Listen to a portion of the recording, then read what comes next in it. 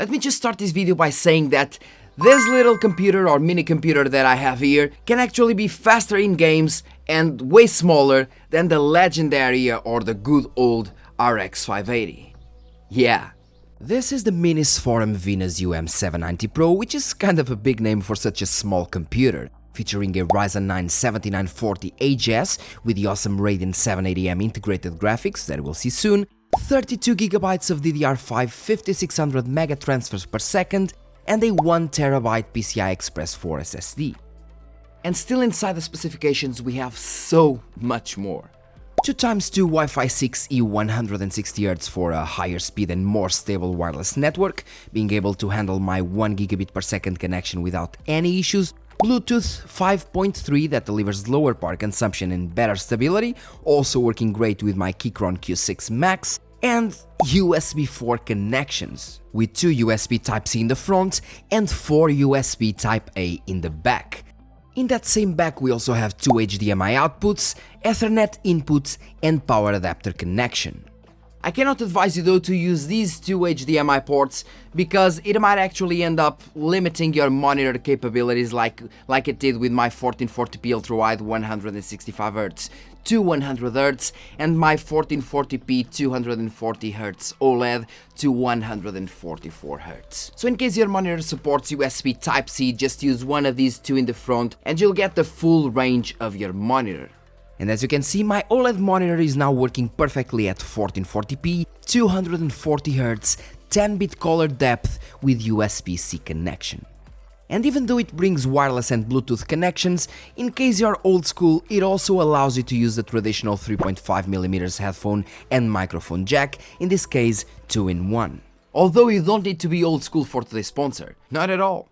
Today's sponsor is Maximum Settings, a cloud-based gaming service where you won't need to spend thousands of dollars to upgrade your PC or a personal nuclear plant to boot up your system. Just do it! For as low as 9.95 Canadian dollars a month, you can play the most recent games on your computer even if your hardware isn't prepared. And now with increased performance and reduced latency thanks to the bare metal technology. And believe me, I tested it and it runs very well. Sign up today for your full Linux gaming PC with no resource sharing and start enjoying high-level gaming on any PC. So we've reached the point where an extremely small computer like this one mini computer, the UM790 PRO from Minisforum, can actually allow you to play games like Fortnite, PUBG, League of Legends, etc, etc. Let's take a look at it. And well guys, let's start with Valorant. I never played Valorant before, it's actually my first time, so yeah. But as you can see, we're running at 155 FPS, around that, and we're running 1440p native, maximum settings basically. So as you can see, maximum settings 1440p, everything on maximum, besides the beta sharpness or experimental sharpening.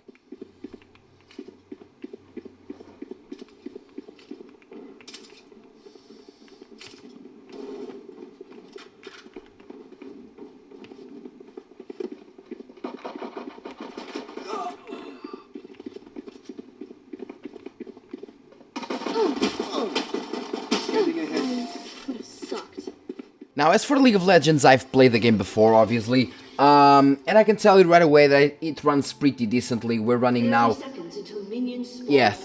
FPS, around that, 300 FPS with a GPU and CPU at 73 degrees, but we basically have no noise whatsoever. It's just that little of the windy fan that we see there, and that's about it. Nothing really more. And once again 200 and something FPS. As soon as the minions come in, it will be around 180, but still playing very decently. As you see, minions and players arrived from every side and we are hovering around 200 FPS, which is quite normal, I guess. And yeah, the bot is done. So Counter-Strike 2 is actually heavier than the other games, quite heavier than the other games, of course.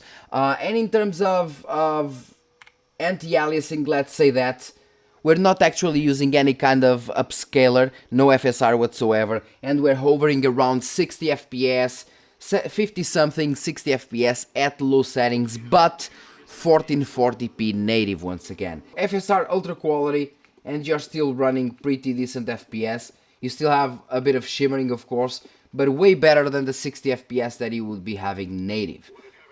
So it's a win-win situation in most cases. And it is still pretty playable. Basically the parts where this is more graphically demanding, yes, 60 FPS, but as soon as we go to the other ones, the usual ones, let's call them that, we have 90, 100, things like that.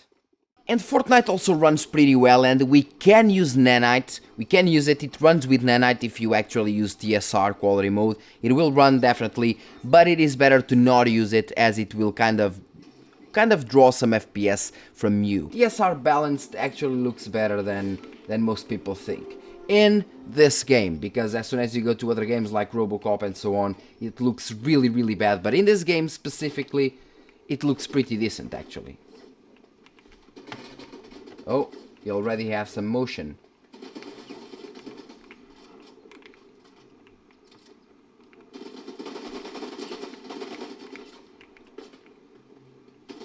Have more than one, great.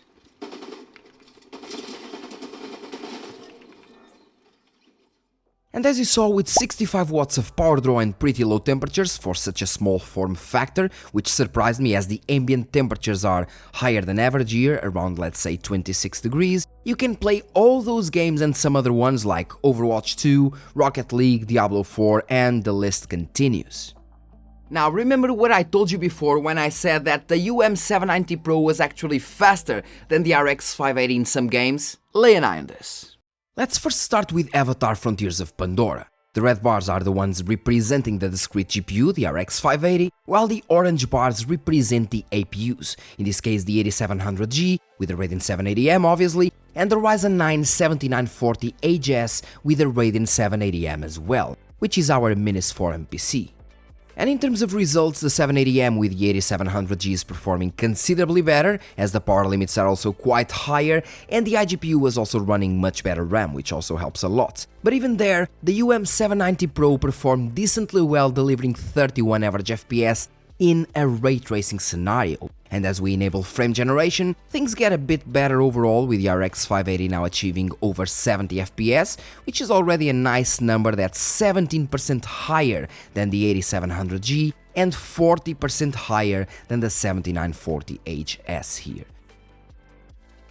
And with Plague Tale Requiem, things are more in line, and now the little NUC, basically Nuke like we call it in Portuguese, mini computer, is basically on par with the 8700G, but delivering considerably lower 1% lows due to running way lower speed RAM, which also affects the 1% lows and the averages in case of integrated graphics like these ones. In this case, the RX 580 is 9% faster than the 8700G, and 17% faster than the 7940HS. And as we go to Microsoft Flight Simulator, things finally change, with the Radeon 780M in the 8700G running this game faster than the RX 580, which is great, and the mini computer runs it a bit slower as it is running slower RAM with poorer timings. But it still manages to deliver just 4 FPS less than the RX 580, in this case 91% of its performance, while consuming around 70-75 watts for the whole system, which is outstanding. I still believe Minisforum could have at least included the option to tweak your RAM timings in the BIOS, as people that know how to tweak RAM would benefit a lot from it, but I guess that's a thing for another video. RDNA 3 cards perform very well in Cyberpunk 2077, and since the Radeon 780M is RDNA 3 or features RDNA 3 architecture, it delivers equal performance to the RX 580 on the desktop side. The mini computer is indeed a bit slower, as once again it is running slower RAM 5600 and is power limited as well to 65 watts on the whole package, but still delivers 60 average FPS with this configuration, which is far from bad. And we can always enable the easy to use FSR3 frame generation mod, and it will deliver around 90 average FPS, making the experience much more enjoyable if you ask me, delivering a bit less FPS than the RX 580 for sure, but with the whole system being smaller and consuming less power than the RX 580 alone. With Spider-Man Remastered, the RX 580 is once again the winner here, but being only 8% faster than the 8700G plus 780M combo, and 27% faster than the mini PC, the Minisforum UM790 PRO by the way, which once again, I mean, is not bad, and you can just upgrade to better RAM and make it perform considerably better if you want to. And by the way, you can now use the FSR3 frame generation in this title as well, because it was updated to FSR 3.1, meaning you could achieve around 100 FPS even with this little computer. And finally, things change with Starfield, where even the mini computer can deliver more average FPS than the RX 580 within a 65 watts package, delivering 2 FPS more on average, but 2 less in the 1% lows. On the other hand, the 8700G plus 780M combo does deliver better FPS than the RX 580, in this case being 18% faster, which is a massive win for integrated graphics. And when we enable frame generation, things get even better for the integrated graphics side, with the 8700G plus 780M combo being 23% faster and the mini PC being also 8% faster than the good old RX 580. And the same happens with The Last of Us, that brings us very close results for the mini computer that once again matches the RX 580 at less than half the power, while also delivering higher 1% lows, with the 8700G plus 780 combo being even better of course, outmatching the RX 580 by 16%. It is when using FSR quality that makes us render from 720p to 1080p that the bigger differences appear, with the mini PC now being faster than the RX 580 by 12% on average and 34% in the 1% lows, while the 8700G plus 780M combo is the only one getting really close to 60 average FPS, showing the Radeon 780M's potential. Now we have other games like Alan Wake 2 that didn't even run with the RX 580. I mean, it did launch the game and it did run for let's say a minute or two, but after that it would just randomly crash the desktop, so we have no results for it here, which makes sense. But even in a game as heavy as this one, if we do use FSR we can at least get 40 average FPS even with this mini computer and 48 average FPS with a desktop version of this same APU, which is very nice. As soon as the developers implement FSR 3.1 in this game, it will get even better. And it seems that we have another game where even the UM790 PRO mini computer matches the RX 580, Counter-Strike 2, where we not only have better averages, as we also have better 1% lows, which kind of ensures a better stability overall. We also have the 8700G plus 780M combo performing quite well, somehow with lower 1% lows, possibly due to a slightly older driver version, but with a bit higher averages. Very good for people just wanting to play Counter-Strike 2 on a mini computer. As for Call of Duty Modern Warfare 2, it also loves AMD GPUs, but it loves the RDNA 3 ones even more, and that's why we see the 8700G plus 780M combo performing basically the same as the RX 580 when overclocked. The mini computer also achieves some really interesting results, and even though it doesn't actually match the RX 580 and delivers only 90% of its performance, the overall gameplay feeling that it delivers with 64 average FPS is more than enough for most people, especially since we're not using low settings but balanced settings instead.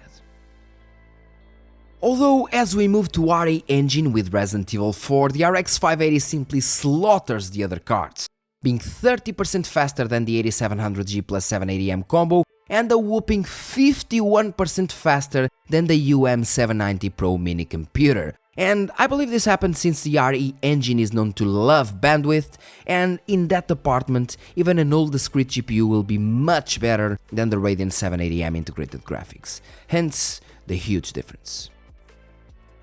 And that's exactly what happens with The Witcher 3 that marks the second slaughter of this video. I mean, with the RX 580 being 52% faster than the 8700G plus 780M combo and 72% faster than the UM790 PRO mini computer, which is insane. And even when using FSR, the mini PC can deliver 60 average FPS, which is far from bad, but the RX 580 is sitting just comfortably at over 100. Being 78% faster. But once again, with older game engines and especially the ones that require higher bandwidth, well, the RX 580 will dominate.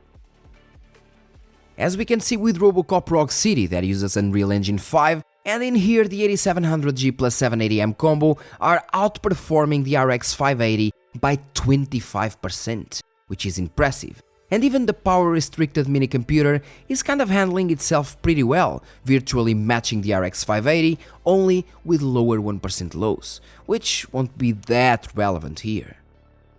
And to finalize, we have the average FPS numbers with the 8700G plus 780M results getting really close to the RX 580, in this case 97% of its performance, inside a, let's say, 105 watts package.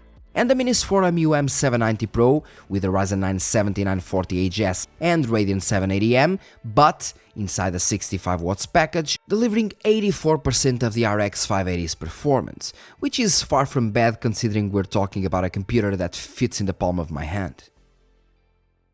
And while most people might say, well, but the RX 580 is not a fast CPU nowadays, and they're actually right. But it is still one of the most sold GPUs nowadays because it is actually pretty cheap. You can get one used for like $50 or sometimes even less. And it is still fairly decent to play esports titles once again, like PUBG, Fortnite, Overwatch and some others, even though it is considered the bottom of the barrel.